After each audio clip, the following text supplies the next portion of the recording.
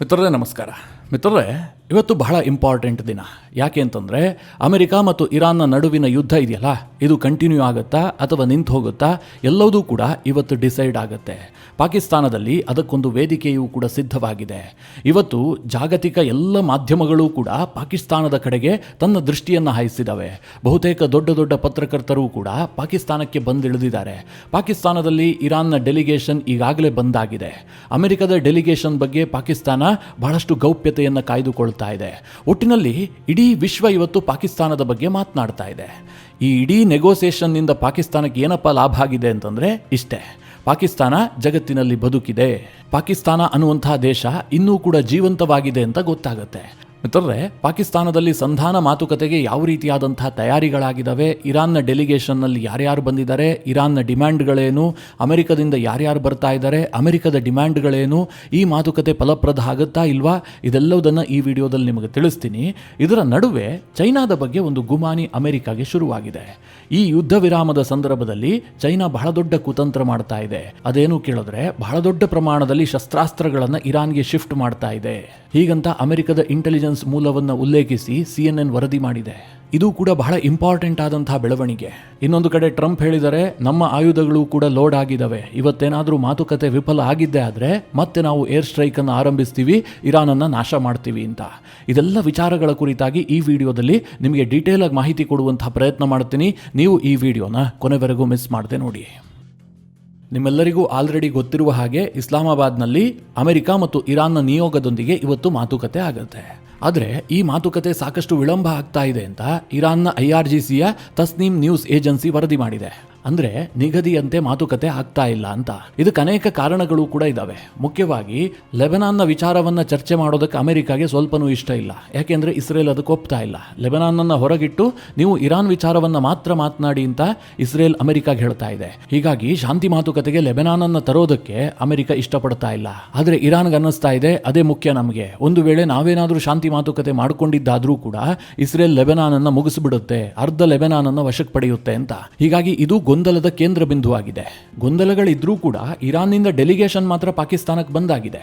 ಆ ಡೆಲಿಗೇಷನ್ನ ನೇತೃತ್ವವನ್ನು ವಹಿಸಿಕೊಂಡಿದ್ದು ಇರಾನ್ನ ಸ್ಪೀಕರ್ ಗಾಲಿಬಾಫ್. ಅವ್ರ ಜೊತೆಗೆ ಇರಾನ್ನ ವಿದೇಶಾಂಗ ಸಚಿವ ಅಬ್ಬಾಸ್ ಅರಾಕ್ಚಿಯೂ ಕೂಡ ಬಂದಿದ್ದಾರೆ. ಉಪ ವಿದೇಶಾಂಗ ಸಚಿವರು ಕೂಡ ಬಂದಿದ್ದಾರೆ. ಜೊತೆಗೆ ಅಲಿ ಅಕ್ಬರ್ ಅಹಮದಿಯನ್ ಕೂಡ ಬಂದಿದ್ದಾರೆ. ಇವರು IRGCಯನ್ನು ರೆಪ್ರೆಸೆಂಟ್ ಮಾಡ್ತಾರೆ ಅಂತ ಕೆಲ ಮಾಧ್ಯಮಗಳು ವರದಿ ಮಾಡ್ತಾ ಇದ್ದಾವೆ, ಆದರೆ ಕನ್ಫರ್ಮ್ ಇಲ್ಲ. ಆದರೆ ಇರಾನ್ನಲ್ಲಿ ಇವರು ಪೊಲಿಟಿಕಲಿ ದೊಡ್ಡ ಫಿಗರ್. ಇದರ ಜೊತೆಗೆ ಅಬ್ದುಲ್ಲಾಸರ್ ಹೆಮ್ಮತಿಯೂ ಕೂಡ ಆ ಡೆಲಿಗೇಷನ್ನ ಭಾಗವಾಗಿ ಪಾಕಿಸ್ತಾನಕ್ಕೆ ಬಂದಿದ್ದಾರೆ. ಇವರು ಇರಾನ್ನ ಸೆಂಟ್ರಲ್ ಬ್ಯಾಂಕ್ನ ಚೀಫ್. ಇನ್ನು ಅಮೆರಿಕದ ಡೆಲಿಗೇಷನ್ ಬಗ್ಗೆ ಬಹಳ ಗೌಪ್ಯತೆಯನ್ನ ಪಾಕಿಸ್ತಾನ ಮೇಂಟೈನ್ ಮಾಡ್ತಾ ಇದೆ. ಈ ನಡುವೆ JD ವ್ಯಾನ್ಸ್ ಕೂಡ ಇಸ್ಲಾಮಾಬಾದ್ನಲ್ಲಿ ಬಂದು ಲ್ಯಾಂಡ್ ಆಗಿದ್ದಾರೆ. JD ವ್ಯಾನ್ಸ್ ಅವರನ್ನ ಪಾಕಿಸ್ತಾನದ ಫೀಲ್ಡ್ ಮಾರ್ಷಲ್ ಆಸಿಮ್ ಮುನೀರ್, ಪಾಕಿಸ್ತಾನದ ವಿದೇಶಾಂಗ ಸಚಿವ ಇಶಾಕ್ ದಾರ್ ಮತ್ತು ಪಾಕಿಸ್ತಾನದ ಇಂಟೀರಿಯರ್ ಮಿನಿಸ್ಟರ್ ಕಪ್ ಕಳ್ಳ ಮೊಹಿನ್ ನಖ್ವಿ ಅವರು ವೆಲ್ಕಮ್ ಮಾಡಿದ್ದಾರೆ. ಆದರೆ JD ವ್ಯಾನ್ಸ್ ಅವರ ಮೂವ್ಮೆಂಟ್ಗಳನ್ನು ಬಹಳ ಗೌಪ್ಯವಾಗಿಡಲಾಗಿದೆ. ಅವರು ಎಲ್ಲಿ ಓಡಾಡ್ತಾರೆ, ಯಾವ ರಸ್ತೆ, ಯಾವ ಮಾರ್ಗ, ಯಾವುದನ್ನು ಕೂಡ ಪಾಕಿಸ್ತಾನ ಬಹಿರಂಗಗೊಳಿಸಿಲ್ಲ. ಅದಕ್ಕೇನು ಕಾರಣ ಅಂತ ನಾನೇನು ನಿಮಗೆ ಬಿಡಿಸಿ ಹೇಳಬೇಕಾಗಿಲ್ಲ. ಅಮೆರಿಕದ ಹೈ ಲೆವೆಲ್ ಡೆಲಿಗೇಷನ್ಗೆ ಪಾಕಿಸ್ತಾನದಲ್ಲಿ ಭದ್ರತೆ ಒದಗಿಸುವಂಥದ್ದೇ ಅವ್ರಿಗೆ ದೊಡ್ಡ ಸವಾಲು. ಒಂದು ವೇಳೆ ಅವರ ಮೂವ್ಮೆಂಟ್ ಏನಾದರೂ ಗೊತ್ತಾಗಿದ್ದೇ ಆದರೆ ಅನಾಹುತಗಳು ಸಂಭವಿಸುವಂಥ ಸಾಧ್ಯತೆಗಳಿರ್ತವೆ. ಹೀಗಾಗಿ ಆ ಬಗ್ಗೆ ಬಹಳ ಗೌಪ್ಯತೆಯನ್ನು ಮೇಂಟೈನ್ ಮಾಡಲಾಗಿದೆ. ಇನ್ನು JD ವ್ಯಾನ್ಸ್, ಜಾರಿಡ್ ಕುಶ್ನರ್ ಅಂದರೆ ಟ್ರಂಪ್ ಅವರ ಅಳಿಯ, ಜೊತೆಗೆ ಟ್ರಂಪ್ ಅವರ ವಿಶೇಷ ಪ್ರತಿನಿಧಿಯಾಗಿರುವಂಥ ಸ್ಟೀವ್ ವಿಟ್ಕಾಫ್, ಈ ಮೂವರು ಕೂಡ ಈ ಒಂದು ಮಾತುಕತೆಯಲ್ಲಿ ಭಾಗಿಯಾಗ್ತಾರೆ ಎನ್ನುವಂಥ ವರದಿಗಳಿದ್ದಾವೆ. ಇದು ಆಲ್ಮೋಸ್ಟ್ ಕನ್ಫರ್ಮ್. ಅಮೆರಿಕದಿಂದಲೂ ಕೂಡ ಇದು ಕನ್ಫರ್ಮ್ ಆದಂಥ ವಿಚಾರ. ಇನ್ನು ಸೆಂಟ್ಕಾಮ್ನ ಚೀಫ್ ಕೂಡ ಭಾಗಿಯಾಗ್ತಾರೆ ಅಂತ ಹೇಳಲಾಗ್ತಾ ಇದೆ. ಆದರೆ ಪಾಕಿಸ್ತಾನ ಇದನ್ನು ಕನ್ಫರ್ಮ್ ಮಾಡಿಲ್ಲ. ಇನ್ನು ಮಾತುಕತೆ ಯಾವ ರೂಪದಲ್ಲಿ ನಡೆಯುತ್ತೆ?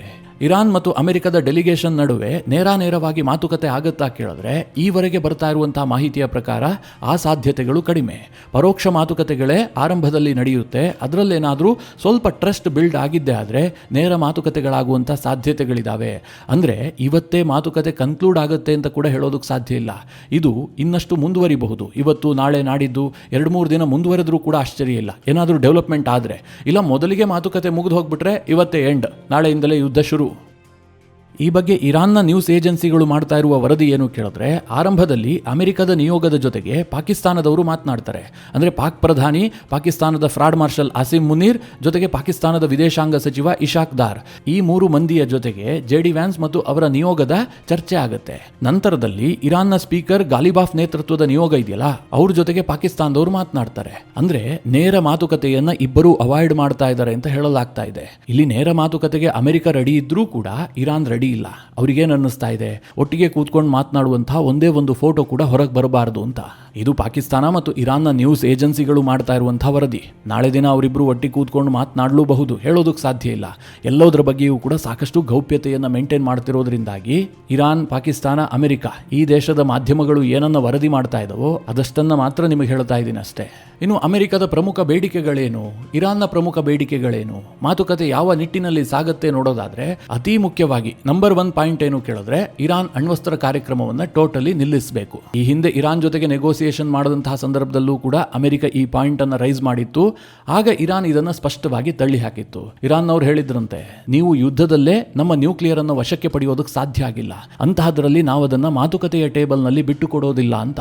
ಅಂದ್ರೆ ಇರಾನ್ ಈ ವಿಚಾರದಲ್ಲಿ ತುಂಬಾ ಕ್ಲಿಯರ್ ಆಗಿದೆ. ಸದ್ಯ ತಾತ್ಕಾಲಿಕ ಯುದ್ಧ ವಿರಾಮ ಆಗಿದೆಯಲ್ಲ, ಈಗಲೂ ಕೂಡ ಅವರೇನು ನ್ಯೂಕ್ಲಿಯರ್ ಪ್ರೋಗ್ರಾಮ್ ಅನ್ನ ಕೈ ಬಿಟ್ಟಿದೀವಿ, ಸಂಪೂರ್ಣವಾಗಿ ನಿಲ್ಲಿಸಿದೀವಿ ಅಂತ ಹೇಳ್ತಾ ಇಲ್ಲ. ಹೀಗಾಗಿ ಮಾತುಕತೆ ವೇಳೆ ಇದು ಚರ್ಚೆಗೆ ಬಂದೇ ಬರುತ್ತೆ. ಬಹಳ ದೊಡ್ಡ ಮಟ್ಟದಲ್ಲಿ ಇಬ್ಬರ ನಡುವೆಯೂ ಕೂಡ ನೆಗೋಸಿಯೇಷನ್ ಆಗತ್ತೆ. ಇನ್ನು ಅಮೆರಿಕ ಇಟ್ಟಿರುವಂತಹ 2ನೇ ಡಿಮ್ಯಾಂಡ್ ಏನು ಕೇಳಿದ್ರೆ, ಹಿಜ್ಬುಲ್ಲಾ ಸೇರಿದಂತೆ ಎಲ್ಲ ಫ್ರಾಕ್ಸಿಗಳ ಚಟುವಟಿಕೆಯನ್ನ ಇರಾನ್ ನಿಲ್ಲಿಸಬೇಕು, ಅವುಗಳಿಗೆ ಬೆಂಬಲವನ್ನ ಕೊಡಬಾರದು, ಆ ಮೂಲಕವಾಗಿ ಇಸ್ರೇಲ್ ವಿರುದ್ಧ ಚೂ ಬಿಡುವಂತಹ ಕೆಲಸವನ್ನ ಮಾಡಬಾರದು. ಜೊತೆಗೆ ಇರಾನ್ ತನ್ನ ಲಾಂಗ್ ರೇಂಜ್ ಮಿಸೈಲ್ ಪ್ರೋಗ್ರಾಮ್ ಅನ್ನು ಕೈ ಬಿಡಬೇಕು. ಇನ್ನು ಅತ್ಯಂತ ಮುಖ್ಯವಾಗಿ ಸ್ಟ್ರೀಟ್ ಆಫ್ ಹಾರ್ಮೋಸ್ ಓಪನ್ ಆಗಬೇಕು. ಇದಿಷ್ಟು ಅಮೆರಿಕದ ಬೇಡಿಕೆಗಳು. ಈಗಾಗಲೇ ಟ್ರಂಪ್ ಅವರು ಈ ಪಾಕಿಸ್ತಾನದ ಮೂಲಕವಾಗಿ 15 ಅಂಶಗಳ ಪ್ಲಾನ್ ಅನ್ನ ಇರಾನ್ಗೆ ಕಳುಹಿಸಿದಾರಲ್ಲ, ಅದರಲ್ಲಿ ಈ ಎಲ್ಲ ಅಂಶಗಳು ಕೂಡ ಇದಾವೆ. ಜೊತೆಗೆ ಇದಕ್ಕೆ ಪ್ರತಿಯಾಗಿ ಅಮೆರಿಕ ಕೂಡ ಇರಾನ್ಗೆ ಒಂದಿಷ್ಟು ಆಫರ್ ಅನ್ನ ಕೊಟ್ಟಿದೆ. ನಿಮ್ಮ ಮೇಲಿನ ಸ್ಯಾಂಕ್ಷನ್ಸ್ ಗಳನ್ನ ಕಡಿಮೆ ಮಾಡ್ತೀವಿ, ನಾಗರಿಕ ಅಣು ಇಂಧನಕ್ಕೆ ನಾವು ಸಪೋರ್ಟ್ ಮಾಡ್ತೀವಿ, ಹೀಗೆ ಕೆಲವೊಂದಷ್ಟು ಆಫರ್ ಗಳನ್ನ ಅಮೆರಿಕ ಕೂಡ ಮಾಡಿದೆ. ಇನ್ನು ಇರಾನ್ನ ಬೇಡಿಕೆಗಳೇನು ಕೇಳಿದ್ರೆ, ಇರಾನ್ ತನ್ನ ವಿದ್ಯುತ್ಗೋಸ್ಕರವಾಗಿ ಮಾಡ್ತಾ ಇರುವಂತಹ ನ್ಯೂಕ್ಲಿಯರ್ ಪ್ರೋಗ್ರಾಮ್ಗೆ ಯಾವುದೇ ರೀತಿಯಲ್ಲೂ ತಡೆ ಒಡ್ಡಬಾರದು. ಇರಾನ್ ಸೈನಿಕ ಸಾಮರ್ಥ್ಯದ ಮೇಲೆ ಯಾವುದೇ ನಿರ್ಬಂಧವನ್ನು ನಾವು ಒಪ್ಪೋದಿಲ್ಲ. ಅಂದರೆ ನೀವು ಮಿಸೈಲ್ ಮಾಡಬಾರ್ದು, ಆ ವೆಪನ್ ಅನ್ನು ಇಟ್ಕೊಳ್ಬಾರ್ದು, ಈ ವೆಪನ್ ಅನ್ನು ಇಟ್ಕೊಳ್ಬಾರ್ದು, ಅದನ್ನು ಬೈ ಮಾಡಬಾರ್ದು, ಈ ರೀತಿಯ ಷರತ್ತುಗಳನ್ನು ಅಮೆರಿಕ ವಿಧಿಸಿದ್ದೇ ಆದರೆ ಅದನ್ನ ಇರಾನ್ ಒಪ್ಪೋದಿಲ್ಲ. ಜೊತೆಗೆ ಫ್ರೀಸ್ ಮಾಡಿಟ್ಟಿರುವಂತಹ ಇರಾನ್ನ ಹಣವನ್ನು ರಿಲೀಸ್ ಮಾಡಬೇಕು. ಅಂದರೆ ಅಮೆರಿಕ ಸೇರಿದಂತೆ ಬೇರೆ ಬೇರೆ ದೇಶದಲ್ಲಿ ಇರಾನ್ನ ಸಂಪತ್ತನ್ನು ಫ್ರೀಸ್ ಮಾಡಿಡಲಾಗಿದೆ, ಅದನ್ನು ಅವರು ಬಳಸೋದಕ್ಕೆ ಸಾಧ್ಯ ಆಗ್ತಾ ಇಲ್ಲ, ಅದನ್ನು ಮುಕ್ತ ಮಾಡಬೇಕು ಅಂತ ಇರಾನ್ ಡಿಮ್ಯಾಂಡ್ ಇಟ್ಟಿದೆ. ಜೊತೆಗೆ ಆರ್ಥಿಕ ನಿರ್ಬಂಧವನ್ನು ಕಂಪ್ಲೀಟ್ ಆಗಿ ತೆರವು ಮಾಡಬೇಕು. ಇರಾನ್ ಮುಕ್ತವಾಗಿ ವ್ಯಾಪಾರ ಮಾಡೋದಕ್ಕೆ ಅವಕಾಶ ಕೊಡಬೇಕು. ಎಲ್ಲ ರೀತಿಯ ಸ್ಯಾಂಕ್ಷನ್ಸ್ಗಳನ್ನು ತೆರವು ಮಾಡಬೇಕು ಅಂತ ಇರಾನ್ ಡಿಮ್ಯಾಂಡ್ ಇಟ್ಟಿದೆ. ಇದಕ್ಕೋಸ್ಕರವಾಗಿ ಈ ಡೆಲಿಗೇಷನ್ನಲ್ಲಿ ಇರಾನ್ನ ಸೆಂಟ್ರಲ್ ಬ್ಯಾಂಕ್ನ ಚೀಫ್ ಕೂಡ ಪಾಕಿಸ್ತಾನಕ್ಕೆ ಬಂದಿದ್ದಾರೆ. ಅಂದರೆ ಅಮೆರಿಕ ಜೊತೆಗಿನ ನೆಗೋಸಿಯೇಷನ್ನಲ್ಲಿ ಅವರು ಕೂಡ ಭಾಗಿಯಾಗ್ತಾ ಇದ್ದಾರೆ. ಜೊತೆಗೆ ಲೆಬನಾನ್, ಗಾಜಾ, ಯೆಮೆನ್ ಈ 3 ದೇಶಗಳ ಮೇಲಿನ ದಾಳಿಯನ್ನ ಕಂಪ್ಲೀಟ್ ಆಗಿ ನಿಲ್ಲಿಸಬೇಕು. ಇದರ ಜೊತೆಗೆ ಇರಾನ್ ಇನ್ನೊಂದು ಡಿಮ್ಯಾಂಡ್ ಮಾಡ್ತಾ ಇದೆ, ಗಲ್ಫ್ನಲ್ಲಿ ಅಮೆರಿಕದ ಮಿಲಿಟರಿ ಪ್ರೆಸೆನ್ಸ್ ಇದೆಯಲ್ಲ, ಇದು ಕಡಿಮೆ ಆಗಬೇಕು ಅಂತ. ಈ ವಿಚಾರದಲ್ಲಿ ಇರಾನ್ಗೂ ಕೂಡ ಗೊತ್ತು, ಅಮೆರಿಕ ಯಾವ ಕಾರಣಕ್ಕೂ ಕೂಡ ಮಿಡಲ್ ಈಸ್ಟ್ನಲ್ಲಿರುವಂತಹ ತನ್ನ ಬೇಸ್ಗಳನ್ನು ಖಾಲಿ ಮಾಡೋದಿಲ್ಲ, ಅದೆಲ್ಲ ಆಗದೇ ಇರುವಂತಹ ವಿಚಾರ ಅಂತ. ಆದರೆ ಅವರು ಒಂದು ಡಿಮ್ಯಾಂಡನ್ನು ಇಟ್ಟಿದ್ದಾರೆ. ಇದರ ಜೊತೆಗೆ ಇರಾನ್ನ ಬಹುದೊಡ್ಡ ಬೇಡಿಕೆ ಏನು ಕೇಳಿದ್ರೆ, ಇರಾನ್ ಮೇಲೆ ದಾಳಿ ಆಗೋದಿಲ್ಲ ಅನ್ನುವಂಥ ಕನ್ಫರ್ಮೇಷನ್ ಸಿಗಬೇಕು. ಲಿಖಿತ ರೂಪದಲ್ಲಿ ಅಮೆರಿಕ ಆ ಭರವಸೆಯನ್ನು ಕೊಡಬೇಕು. ಇವತ್ತೇನೋ ಮಾತುಕತೆ ಆಗೋದು, ಒಪ್ಪಂದ ಅಂತ ಹೇಳೋದು, 2 ವರ್ಷ ಬಿಟ್ಟು ಮತ್ತೆ ದಾಳಿ ಮಾಡೋದು, ಅದಾಗಬಾರ್ದು. ಆ ರೀತಿಯಾದಂತಹ ಭರವಸೆ ಅಮೆರಿಕದ ಕಡೆಯಿಂದ ಸಿಗಬೇಕು ಅಂತ ಇರಾನ್ ಡಿಮ್ಯಾಂಡ್ ಮಾಡ್ತಾ ಇದೆ. ಒಟ್ಟಿನಲ್ಲಿ ಹೇಳಬೇಕು ಅಂತಂದ್ರೆ, ಎರಡೂ ದೇಶದ ಡಿಮ್ಯಾಂಡ್ಗಳು ವಿರುದ್ಧ ದಿಕ್ಕಿನಲ್ಲಿದ್ದಾವೆ. ಇದರ ಮಧ್ಯದಲ್ಲಿ ಸಿಕ್ಕಾಕೊಂಡಿರುವಂತಹದ್ದು ಪಾಕಿಸ್ತಾನ.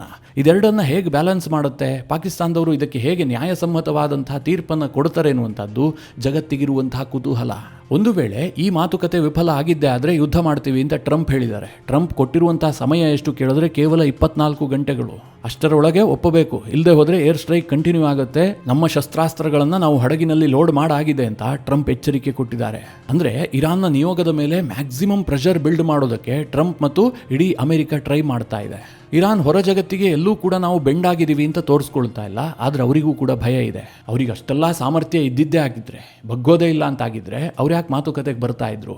ಅವತ್ತು ಟ್ರಂಪ್ ಆ ಮಟ್ಟಿಗೆ ಹೆದರಿಸಿದ್ರಲ್ಲ, ಅದು ಇರಾನ್ನವರಿಗೂ ಕೂಡ ಭಯ ಹುಟ್ಟಿಸಿದೆ. ಒಂದು ವೇಳೆ ನಾವು ಇನ್ನೂ ಕೂಡ ಹಠವನ್ನು ಮುಂದುವರಿಸಿದ್ದೇ ಆದರೆ ಅಮೆರಿಕ ಅನಾಹುತವನ್ನು ಸೃಷ್ಟಿಸುತ್ತೆ ಅಂತ. ಅಮೆರಿಕಾಗೆ ಫ್ರಸ್ಟ್ರೇಷನ್ ಆಯಿತು ಅಂತಂದರೆ ಅವರೇನು ಬಹಳ ಯೋಚನೆ ಮಾಡೋದಿಲ್ಲ. ಈ ಮಾತುಕತೆ ಸಕ್ಸಸ್ ಆಗುತ್ತಾ ಇಲ್ವಾ ಯಾರಿಗೂ ಕೂಡ ಗೊತ್ತಿಲ್ಲ. ಆದರೆ ಕೆಲವೊಂದಷ್ಟು ಡಾಟ್ಗಳನ್ನು ಕನೆಕ್ಟ್ ಮಾಡಿದ್ರೆ ಮಾತುಕತೆ ಯಶಸ್ವಿ ಆಗುವಂಥ ಸಾಧ್ಯತೆಗಳು ಕಡಿಮೆ ಅಂತ ಅನ್ನಿಸ್ತಾ ಇದೆ. ಯಾಕೆ ಗೊತ್ತಾ, ಇರಾನ್ ಕೂಡ ಯುದ್ಧಕ್ಕೆ ಪ್ರಿಪೇರ್ ಆಗ್ತಾ ಇದೆ. ಸಿಕ್ಕಂತಹ ಅವಕಾಶವನ್ನು, ಅಂದರೆ ಈಗೇನು ಯುದ್ಧ ವಿರಾಮದ ಅವಕಾಶ ಇದೆಯಲ್ಲ, ಇದನ್ನು ಅವರು ಕೂಡ ಬಳಸ್ಕೊಳ್ತಾ ಇದ್ದಾರೆ ಎನ್ನುವಂಥ ಮಾಹಿತಿ ಇದೆ. ಅಮೆರಿಕದ ಇಂಟೆಲಿಜೆನ್ಸ್ ಹೇಳ್ತಾ ಇದೆ, ಇರಾನ್ ಚೈನಾದಿಂದ ದೊಡ್ಡ ಪ್ರಮಾಣದಲ್ಲಿ ಶಸ್ತ್ರಾಸ್ತ್ರ ಖರೀದಿಗೆ ಮುಂದಾಗಿದೆ. ಕೆಲವೇ ದಿನಗಳಲ್ಲಿ ಚೈನಾದ ಶಸ್ತ್ರಾಸ್ತ್ರಗಳು ಇರಾನನ್ನು ತಲುಪುವಂಥ ಸಾಧ್ಯತೆಗಳಿದ್ದಾವೆ ಅಂತ.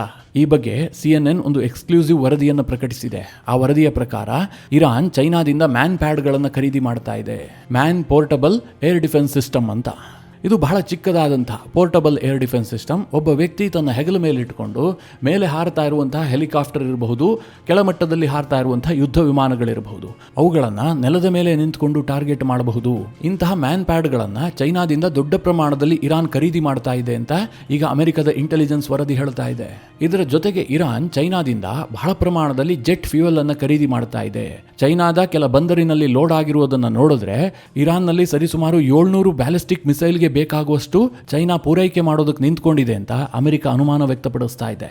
ಇರಾನ್ ಮತ್ತು ಚೈನಾದ ನಡುವೆ ಯಾವ ರೀತಿಯಾದಂತಹ ಸಂಬಂಧ ಇದೆ ಅಂತ ನಿಮಗೆಲ್ಲ ಗೊತ್ತೇ ಇದೆ. ಇರಾನ್ನಿಂದ ಚೈನಾ ಅಗ್ಗದ ದರದಲ್ಲಿ ತೈಲವನ್ನು ಖರೀದಿ ಮಾಡುತ್ತೆ. ಅದಕ್ಕೆ ಪ್ರತಿಯಾಗಿ ಯುದ್ಧಾಸ್ತ್ರಗಳನ್ನು ಇರಾನ್ಗೆ ಪೂರೈಕೆ ಮಾಡುತ್ತೆ. ಚೈನಾ ಇದರಲ್ಲೆಲ್ಲ ಎತ್ತಿದ ಕೈ. ಆಪರೇಷನ್ ಸಿಂಧೂರದ ಸಂದರ್ಭದಲ್ಲೂ ನೀವು ನೋಡಿದ್ರಿ ಪಾಕಿಸ್ತಾನಕ್ಕೆ ಯಾವ ರೂಪದಲ್ಲಿ ಶಸ್ತ್ರಾಸ್ತ್ರವನ್ನು ಪೂರೈಕೆ ಮಾಡಿದ್ರು ಅಂತ. ಆದರೆ ಅದು ಯಾವುದೂ ಕೂಡ ವರ್ಕ್ ಆಗಿಲ್ಲ, ಅದು ಬೇರೆ ವಿಚಾರ. ಸದ್ಯ ಈ ವರದಿ ಭಾರಿ ಸದ್ದು ಮಾಡಿದ ಬಳಿಕ ಚೀನಾ ಇದನ್ನು ತಿರಸ್ಕರಿಸಿದೆ. ನಾವು ಎಂತಹ ಪರಿಸ್ಥಿತಿಯಲ್ಲೂ ಕೂಡ ಯಾವುದೇ ಪಕ್ಷಕ್ಕೆ ಶಸ್ತ್ರಾಸ್ತ್ರವನ್ನು ಪೂರೈಕೆ ಮಾಡೋದಿಲ್ಲ ಅಂತ ಚೈನಾ ಹೇಳ್ತಾ ಇದೆ. ಆದರೆ ಟ್ರಂಪ್ ಅವರ ಕ್ಲೈಮ್ ಏನು ಕೇಳಿದ್ರೆ, ಅಮೆರಿಕದ F-15 ಇರಾನ್ ಹೊಡೆದಾಕ್ತಲ್ಲ, ಆ ಸಂದರ್ಭದಲ್ಲಿ ಹೀಟ್ ಸೀಕಿಂಗ್ ಶೋಲ್ಡರ್ ಮಿಸೈಲ್ ಅನ್ನು ಬಳಸಿದ್ದಾರೆ, ಅಂದರೆ ಮ್ಯಾನ್ ಪ್ಯಾಡ್ ಅನ್ನೇ ಬಳಸಿದ್ದಾರೆ ಎನ್ನುವಂಥದ್ದು ಅಮೆರಿಕದ ವಾದ. ಅದು ಚೈನಾ ನಿರ್ಮಿತ ಅಂತ ಕೂಡ ಅಮೆರಿಕ ಅನುಮಾನವನ್ನು ವ್ಯಕ್ತಪಡಿಸ್ತಾ ಇದೆ. ಇದರ ನಡುವೆ ಅಮೆರಿಕದ ಇನ್ನೊಂದು ತೀರ್ಮಾನ ಯುದ್ಧ ಮುಂದುವರಿಬಹುದಾರುವಂತಹ ಅನುಮಾನವನ್ನು ಹುಟ್ಟುಹಾಕಿದೆ. ಅದೇನು ಕೇಳಿದ್ರೆ, ಅಮೆರಿಕನ್ ಕೋಸ್ಟ್ ಕಡೆಗೆ, ಅಮೆರಿಕದ ಕರಾವಳಿ ತೀರದ ಕಡೆಗೆ 60 MT VLCCಗಳು ಪ್ರಯಾಣ ಬೆಳೆಸಿದಾವೆ. ಈ VLCC ಅಂತಂದ್ರೆ ವೆರಿ ಲಾರ್ಜ್ ಕ್ರೂಡ್ ಕ್ಯಾರಿಯರ್. ಈ ಕ್ಯಾರಿಯರ್ಗಳು ಎಷ್ಟು ದೊಡ್ಡವು ಅಂತಂದ್ರೆ ಒಂದೊಂದು ಶಿಪ್ನಲ್ಲಿ 2 ಮಿಲಿಯನ್ ಬ್ಯಾರಲ್ನಷ್ಟು ತೈಲ ಹಿಡಿಸುತ್ತೆ. ಅಂದರೆ 20 ಲಕ್ಷ ಬ್ಯಾರಲ್ ಅಷ್ಟು ದೊಡ್ಡದಾದಂತಹ ತೈಲ ಟ್ಯಾಂಕರ್ಗಳು ಈಗ ಅಮೆರಿಕದ ಕೊಲ್ಲಿಯ ಕಡೆಗೆ ಪ್ರಯಾಣ ಬೆಳೆಸಿದಾವೆ. ಈಗ ಅಮೆರಿಕದ ಪತ್ರಿಕೆಗಳು ಏನು ವರದಿ ಮಾಡ್ತಾ ಇದ್ದಾವೆ ಅಂತಂದ್ರೆ, ಸ್ಟ್ರೀಟ್ ಆಫ್ ಹರ್ಮೋಸ್ ಬಂದ್ ಆಗಿರುವ ಕಾರಣದಿಂದಾಗಿ ಯುದ್ಧ ನಿಂತರೂ ಕೂಡ ಅದು ಪೂರ್ಣ ಪ್ರಮಾಣದಲ್ಲಿ ಓಪನ್ ಆಗದೇ ಇರೋದ್ರಿಂದಾಗಿ ಅಮೆರಿಕ ಏಷ್ಯಾದ ರಾಷ್ಟ್ರಗಳಿಗೆ ತೈಲ ಪೂರೈಕೆ ಮಾಡೋದಕ್ಕೆ ನಿಂತ್ಕೊಂಡಿದೆ. ಈ 60 VLCCಗಳಲ್ಲಿ ಏಷ್ಯಾ ಮತ್ತು ಯುರೋಪ್ನ ರಾಷ್ಟ್ರಗಳಿಗೆ ಅಮೆರಿಕ 120 ಮಿಲಿಯನ್ ಬ್ಯಾರಲ್ನಷ್ಟು ತೈಲವನ್ನು ಪೂರೈಕೆ ಮಾಡುತ್ತೆ ಹೀಗಂತ ವರದಿಯಾಗಿದೆ. ಅಂದರೆ ಸ್ಟ್ರೀಟ್ ಆಫ್ ಹರ್ಮೋಸ್ ಮೇಲಿನ ಒತ್ತಡವನ್ನು ಕಡಿಮೆ ಮಾಡೋದಕ್ಕೆ ಸ್ವತಃ ಅಮೆರಿಕ ಈಗ ಫೀಲ್ಡಿಗಿಳಿದಿದೆ.